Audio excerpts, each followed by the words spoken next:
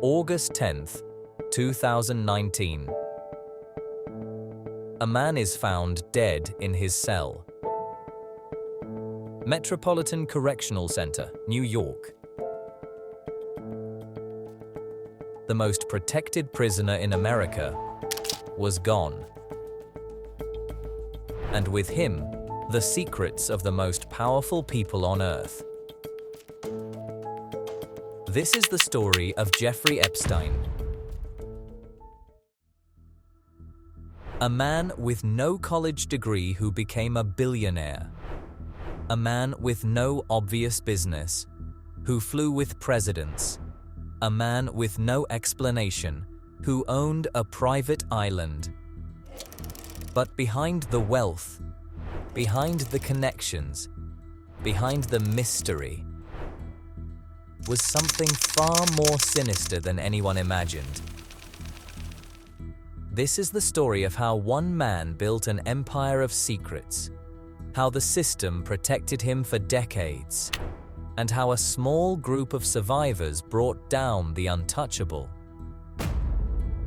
Jeffrey Epstein was born in Brooklyn in 1953. Middle-class family, public schools, nothing extraordinary.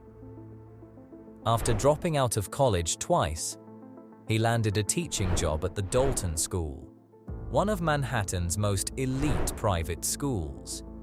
He had no degree, no teaching credentials, but he had something else, an ability to charm the wealthy and powerful. It was here, surrounded by the children of New York's elite, that Epstein learned a crucial lesson. Proximity to wealth was more valuable than wealth itself. After leaving Dalton, Epstein talked his way into Bear Stearns, one of Wall Street's biggest investment banks.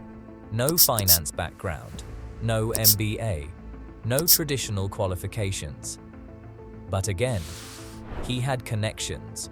Within 4 years, he became a limited partner. And then, just as mysteriously, he was gone. Officially, he was fired for a regulatory violation. But Epstein told a different story, that he left to start his own financial firm. And this is where things get strange. Epstein's new company had one rule. He would only manage money for billionaires. $1 billion minimum. Not million, billion. But here's the problem. No one could figure out who his clients actually were. No public filings, no investor lists, no transparency whatsoever. Former colleagues, journalists, and investigators all asked the same question. Where did Jeffrey Epstein's money come from? The only confirmed billionaire client, Leslie Wexner, founder of Victoria's Secret and The Limited. Wexner wasn't just a client. He was Epstein's only known client for years, and their relationship was unusual. Wexner gave Epstein unprecedented power. Power of attorney over his finances, his properties, even his foundation. Epstein wasn't just managing Wexner's money. He had control of it. And through Wexner, Epstein gained something priceless: access. The Upper East Side mansion, the largest private residence in Manhattan, $77 million. Little St. James, a private island in the US Virgin Islands. Locals called it Pedophile Island. A Boeing 727, the Lolita Express, the Zorro Ranch in New Mexico, $33 million, an apartment in Paris. For a man whose business was invisible, his lifestyle was impossible to miss. But the real empire wasn't in real estate. It was in connections. Presidents and princes, scientists and CEOs, Nobel laureates and celebrities. Epstein cultivated relationships with some of the most powerful people on the planet. He donated to Harvard, to scientific research, to political campaigns. He hosted conferences with Nobel Prize winners. He flew former presidents on his private jet. But beneath all of this, beneath the parties and the philanthropy and the power, was a carefully constructed system, a system designed for one purpose. It started with a phone call. A mother contacted Palm Beach police. Her 14-year-old daughter had been approached at school. The offer: $200 to give a massage to a wealthy man. The detective assigned to the case, Joe Recaray. What began as a single report soon became much more. One victim led to another, then another, then another. Young girls, many underage, from working-class families. They were recruited with the same pattern. Money for a massage, then more money to bring a friend.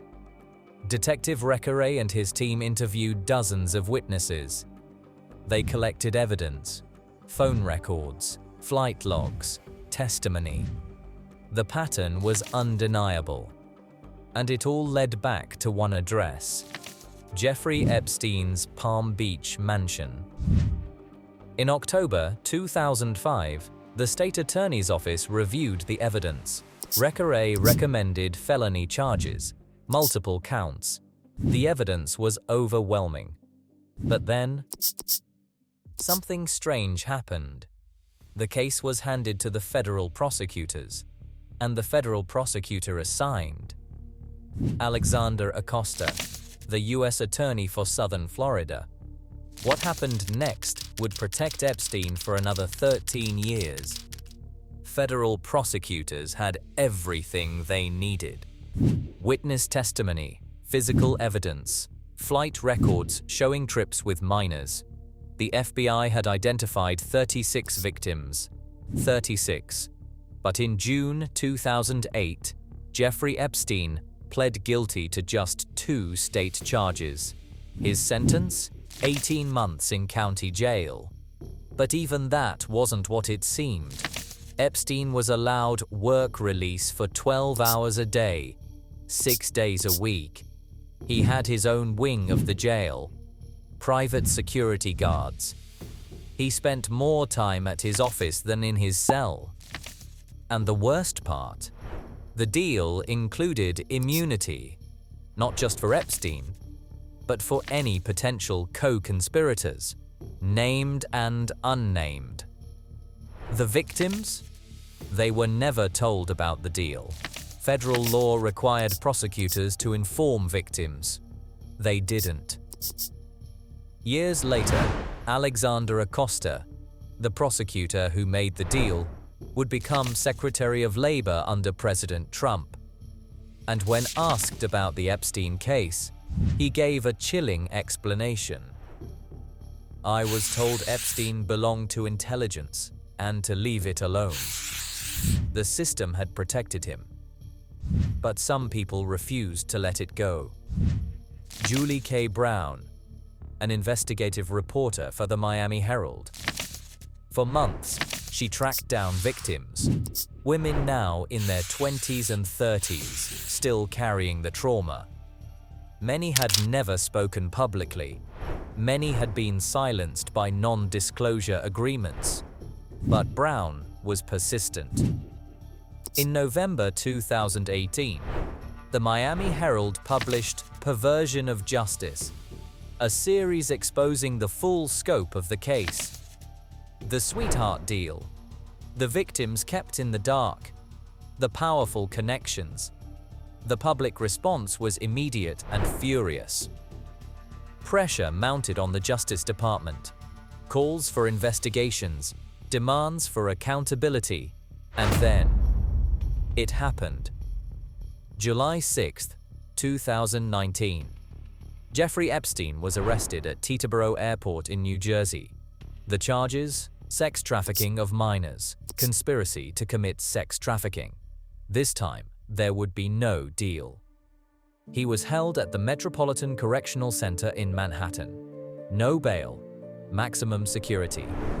His trial was set for June 2020. Finally, after decades, Jeffrey Epstein would face justice. At least, that's what everyone thought.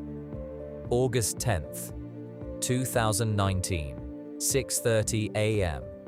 Guards at the Metropolitan Correctional Center make their rounds. Jeffrey Epstein is found in his cell, unresponsive. He's pronounced dead at a nearby hospital. The official cause? Suicide by hanging. But almost immediately, questions emerged. Epstein had been placed on suicide watch after an earlier incident. He was supposed to have a cellmate, but he was alone. Guards were supposed to check on him every 30 minutes.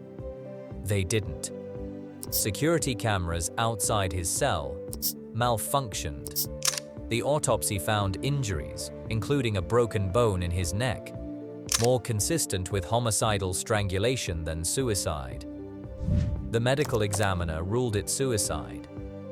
The private forensic pathologist hired by Epstein's family disagreed. Conspiracy theories exploded. Was Epstein murdered to protect powerful people? Or did he take his own life to avoid facing his victims? The truth, we may never know. But what we do know is that Jeffrey Epstein's death meant something else. His victims would never see him tried. They would never hear him admit what he did. They would never get to look him in the eye in a courtroom. Justice, once again, was denied. But the story didn't end with Epstein's death. December 2021. Ghislaine Maxwell, Epstein's longtime associate and alleged accomplice, stood trial. The charges? Sex trafficking of minors, conspiracy, perjury. For the first time, survivors could tell their stories in court. Guilty on 5 of 6 counts. 20 years in federal prison. It wasn't justice for Epstein, but it was something. Meanwhile, civil cases continued. Epstein's estate, estimated at over $500 million, began settling claims with victims. The Epstein Victims Compensation Fund was established. Over 150 women came forward. Money could never undo what happened. But it was acknowledgement. And then there were the names. Epstein's flight logs, his little black book, thousands of pages of documents, names of powerful people who flew on his planes, visited his properties, attended his parties. Some have been cleared of wrongdoing. Others face ongoing scrutiny. Prince Andrew, forced to step back from royal duties after allegations and a disastrous BBC interview. Corporate executives resigned. Politicians faced questions. The network of power and influence that protected Epstein for so long was finally being examined. But many questions remain unanswered. Who else was involved? How high does it go? Why did the system fail so catastrophically? So what allowed Jeffrey Epstein to operate for decades? It wasn't just one person. It wasn't just one failure. It was a system. First, wealth. Epstein's money bought the best lawyers, the best fixers, the best protection. It bought silence through settlements and NDAs. It bought access to power. Second, power. His connections to presidents, princes, and billionaires created a shield. People were afraid to investigate, afraid to report, afraid of the consequences. Stories were killed. Journalists were threatened. Victims were discredited. Third, the victims themselves.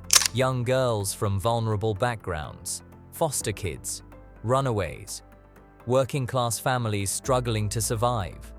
Society has a history of not believing young women, of blaming victims instead of perpetrators, of asking, "What were you wearing?" instead of, "Why did he do this?" Epstein knew this. He exploited it. He targeted those who he thought would never be believed, those who had no power, no platform, no protection.